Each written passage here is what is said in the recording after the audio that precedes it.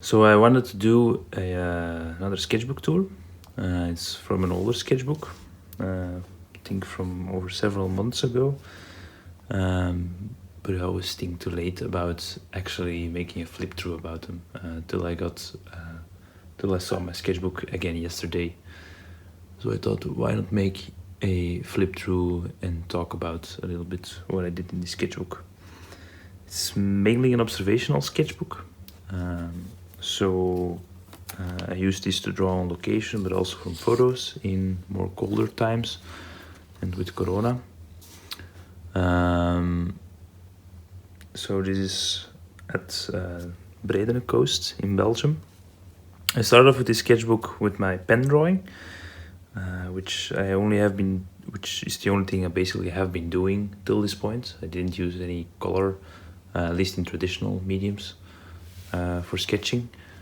So you can really see how I try to do values with line weight and line work. So an unfinished sketch of a boat. A local machinery thingy near the canal where I live. I also say about the sketchbook that it's thicker and it's also for all mediums. So you can use some watercolor. For this is watercolor. This is pencils that you can, watercolor pencils more, where you can add water to it so they become more of a fluid pattern. I still don't really know what I'm doing here. I just did the traditional drawing and then tried to mimic some colors on it, but it isn't quite there. It's an exercise. So what do you do after you have drawn it from observation is I try to redraw it in a different perspective, more forced, but there's some good things on there, some bad things. Just a sketchbook, so I don't really think too much about the grand scheme of things with these drawings. I just like to draw from observation. I made a little schematic of how it works to draw this.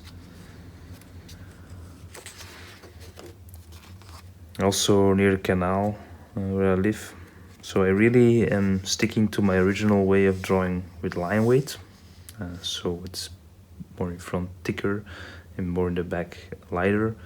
And also with my little technical pens, which I always used to draw this, and the pencil underdrawing, and then with the coloring pencils on top. A self-portrait for self-video when I was staying at an Airbnb in Hasselt, and it's a large window, and in the evening I had a reflection of myself. So I like to draw myself. An excavator. I think around here my fascination for excavators started, because you will see a whole lot more of them, or at least in other sketchbooks. And also noticed that with using a brush ink pen I can kind of relieve myself from hatching and think a bit more abstract about shadows in more large surfaces, which is also something I learned more recently with digital painting. It's the importance of value structuring. You can't just do like nitpick every little shadow. You kind of have to group them together. On this point, it was all constructive drawing, and then with some hatching to indicate form, which is also what I teach a bit with architectural freehand drawing. A failed attempt at a tree. This is from a photo I once took in when I was visiting Florence, I think, or Rome. It was a sculpture. And I just bought some Copic markers, gray tones, to think a bit more in value in an easier way to these kind of markers, without the hatching, and which kind of starts to becoming more clear throughout the sketchbook. Also a local piece of machinery. It's like really large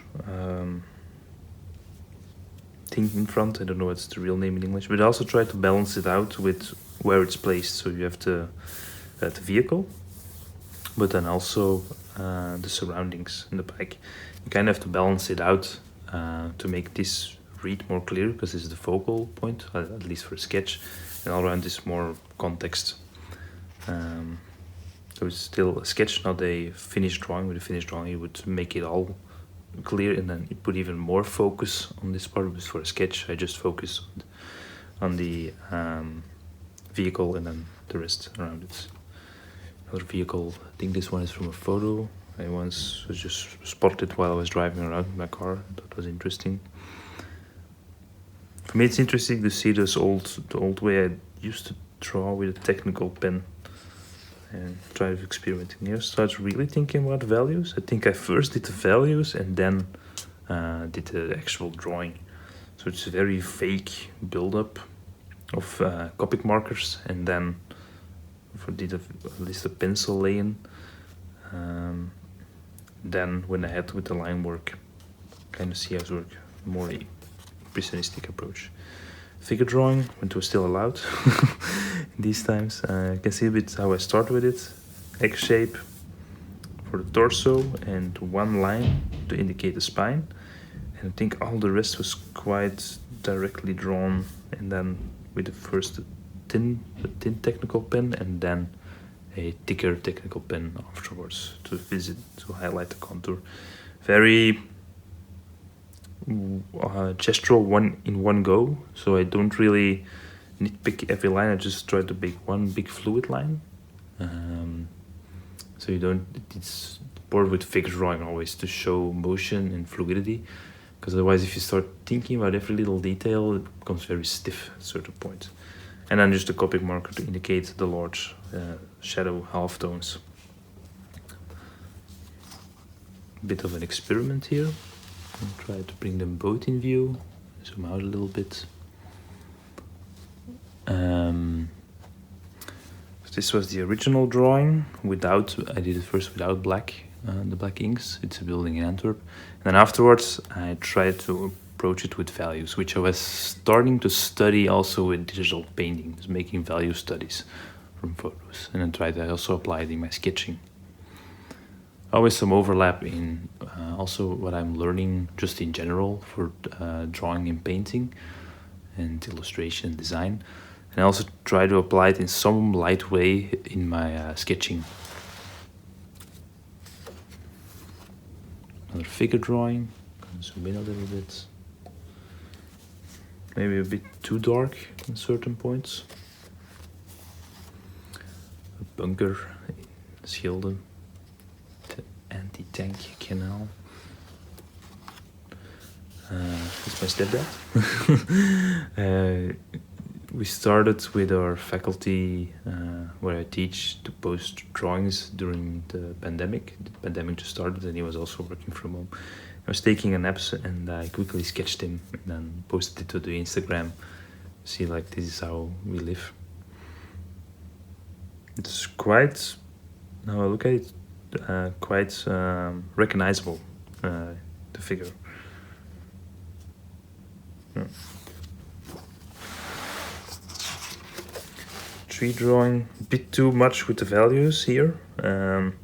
What I notice is when I use lines, they already indicate the darkest value, and if you add like a C5 Copic marker to it, it becomes too dark. So I would probably leave the super dark markers out of it when I use lines.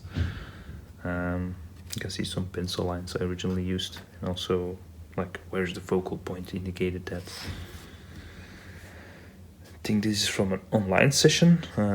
So I did usually have like a large block of paper where I did all the gestural intro warm-up drawings, and then like finish off with one or two pieces in this sketchbook or another. And I try to also with the other figure drawing keep it fluid, think about major shapes and forms and some anatomy, not too much anatomy, because I noticed that becomes almost like a technical study of it. It's more about seeing and expressing, not really about this too much about the study. Cows near my house. I think this one is from a photo, and I had like this random brush marker in brown that really just suddenly I could use properly. And important what I find with this, and also later with watercolor, is that you leave some white into it. Can indicate a lightest tone also. Also, again, a little bit of context just to show where it is. In Antwerp, it's from a photo. I thought it was originally just a line drawing, but I also like always interested in excavators for some reason, construction sites. This one I tried to really make more of a drawing, so really think about front, middle, back, and not only about the excavators. But then I tried to put the focus on the excavators with color. Didn't work out completely, but it's an experiment, so, and just all trial and error. Also something local. What I mainly was interested in this is to try out colors for shadows. It was something I started picking up by looking at other artwork, is that well, now it's quite clear to me that it isn't that way, but at the time it was new to me that light and shadow wasn't just about light and dark, but light and darker tones, but also about mixing colors in there, about reflecting colors of the sky and the surroundings into it. And originally it wasn't all purple, but I wanted to try out what can I do with a little bit, stylize it a little bit, or adapt it this so it's observational, but change how the reflected colors work. Where can you play with it? Really bad self-portrait. I was experimenting with some value. I first did the value blocking with like a really rough brush and some brownish ink, and I want to contrast it with pink. And then I thought, oh, I could use this random pen I had laying around. It's also what I always do for these kind of drawings. More like the random stuff I have lying around. It suddenly seems a good idea. But it's okay, just personal work, so do that. A figure drawing. Again, with the egg method. I don't really use the egg too much for the pelvic area. I notice that I draw, usually it doesn't work to me. It's more of a blocky shape than an egg shape for me. So I usually am more gestural here, but really stick here. One of my favorite things to draw, vehicles.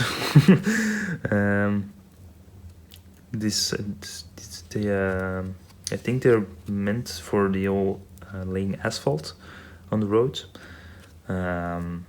First did like a side view study sketch of how the proportions stacked up, and then did a sketch here. Started with pencil and then used my, I think still my favorite pen. It's like this Pilot pen. It's really fluidly to draw, but I can really make quick, strong marks with it, I find, and it sticks.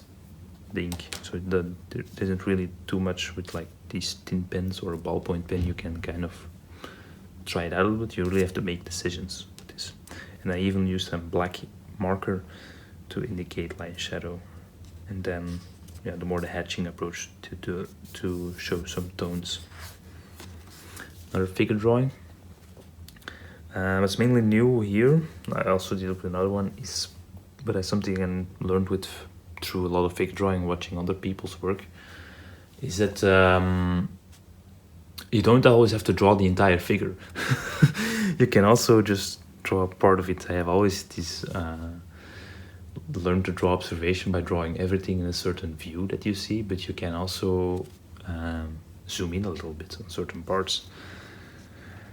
And with this one I always it really became quite clear more and more to me how tone and value work. So you have the hatching, but my hatching isn't too accurate enough to indicate the right value. So I kind of fix this with a marker. So I indicate some form in the shadow, but the marker does most of the work of adding really the depth to it.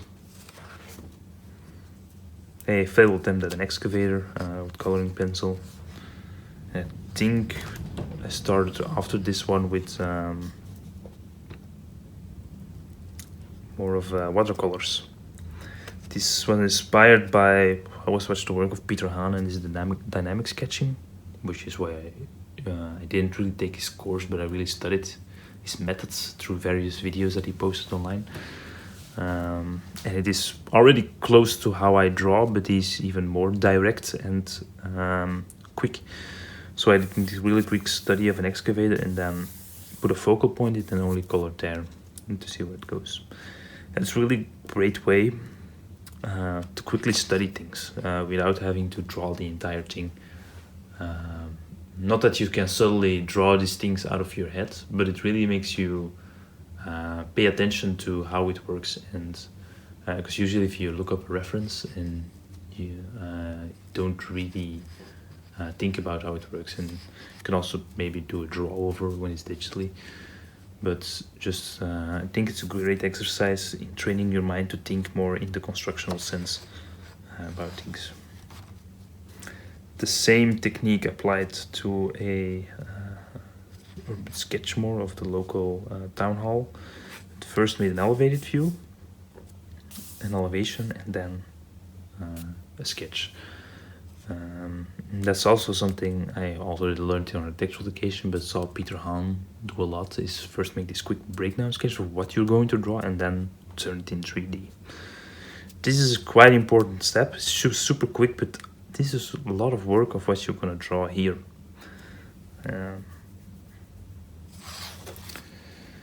Failed, not so good. The local waterworks was trying too many things in one drawing, so a tree, a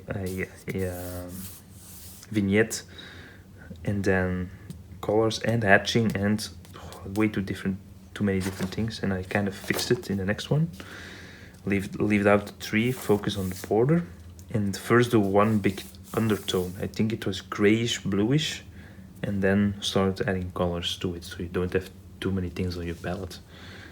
And this I left in contrast white, which is something I should do more now I think of it. A drawing trying to do the light and color just with watercolors, not with hatching. And then also vignette, not quite there because my watercoloring technique isn't there compared to how I draughtsmanship with a pen. Combination of both with some minor hatching, but this one I thought more about with the watercolors about the color of the shadow, made it super blue, which I think in reality wasn't, but well, artistic license, so you can make things how they are. And then added tones on top of that based on the blue. A hatching value method, so what I used to do more with my figure drawings. I mean, it's okay, but you can see that it kind of misses some depth into it. Some crucial information which you have here, you don't see there. Maybe it's also with the roof tiles and that this hatching is a bit too present next to that one. But you try it.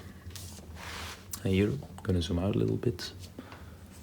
I always like to see the before and the after these drawings. So this is also a local excavator with a large amount of foreshortening, which is always tricky, but you always are quite proud of yourself when you nail it. Also with the technical pen. And then afterwards, I went first with values. So I used a black ink, Indian ink, with a brush pen, which I've been using for all my. So I do some water into this pen and then 2 or 3 droplets of ink, and I start layering those values in there. And for this one, I made a copy at home and I worked from a photo to finish this step. And once the values are in place, I start adding a color to the shadows. So I added some blues to the shadows, and then the color of the effective object, which was quite light and yellow. And this seems to work quite well. I tried different approaches, but this one also comes close to how I do it digitally, with first like a value lay and then transferring it over to color, which is quite a technical process where you do things twice, but it gives you a lot of control of how it works. Okay.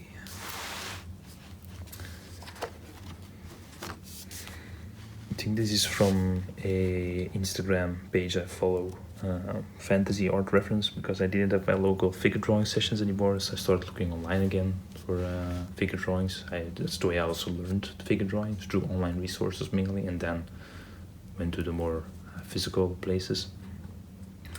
This is a line blocking with an pen, but it's for me too forced. Trying to nail, there's always when a head is too much in place, I really focus on nailing the head, but everything becomes quite stiff. Some quick sketches at the beach. It's more with a pen or a ballpoint pen, and then with the brush pen and loading some values in there. A bit too vague, but so to see, because it comes quite, not that it really worked out, but comes quite interesting to see this one and this one next to each other. Way too much value here. But here I also I noticed that I can combine ballpoint pen with a brush pen, so I can sketch more freely with the ballpoint, or more intuitively, just start sketching and not first with a pencil, and then I know line drawing with technical pens, and then with the values I can quite quickly jump from just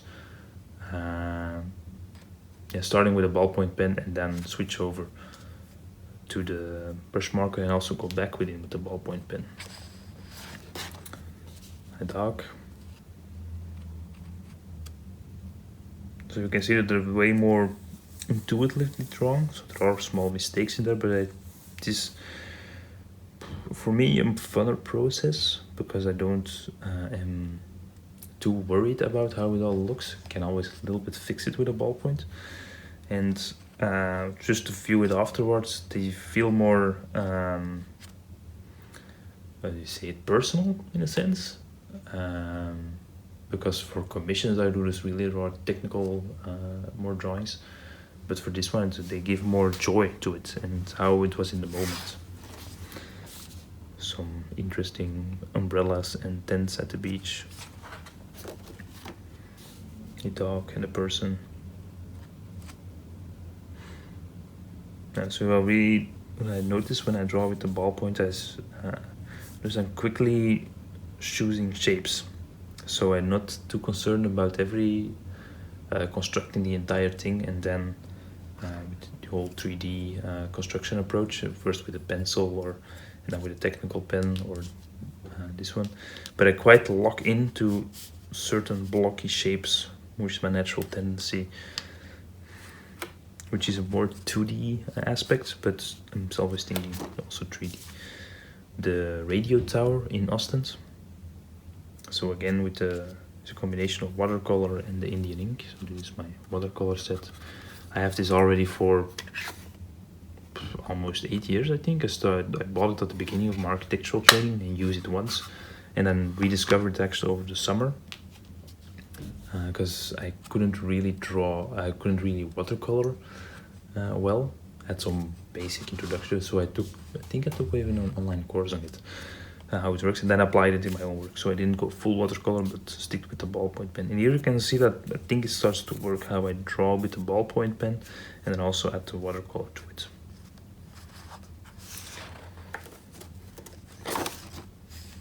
Start of a sketch of cats. Start of a figure drawing.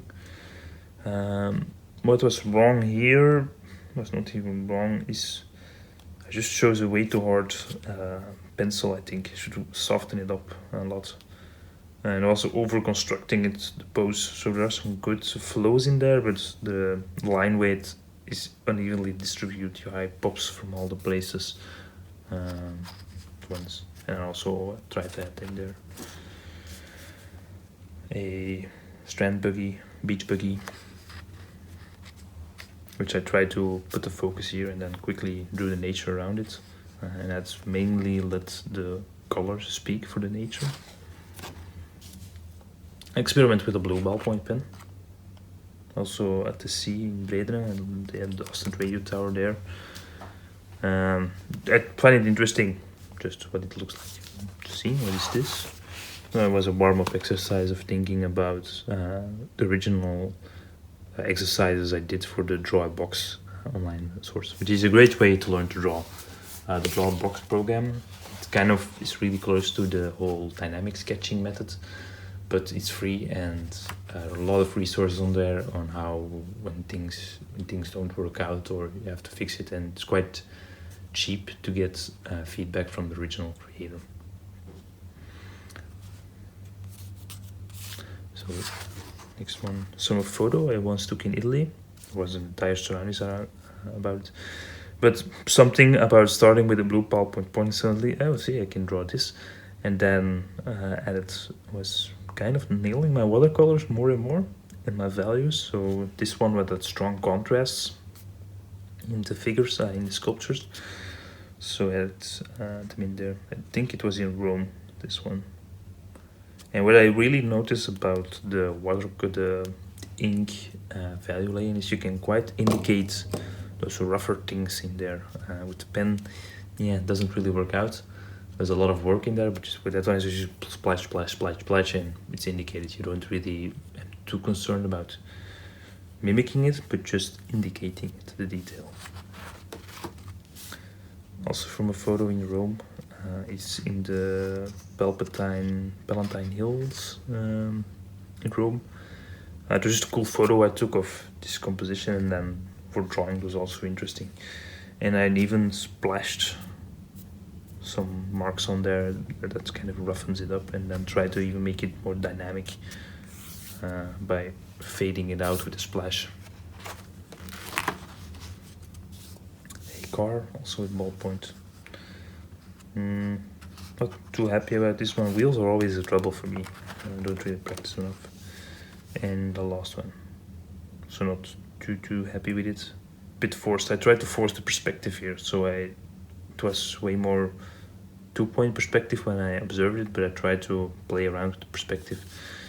But usually that doesn't really work out because I'm always too concerned about what I'm seeing and then what I'm thinking, and then it goes rough. And also with the blue ball point, this is quite thick next to the black ballpoint tip, which doesn't really seem to work for these smaller drawings.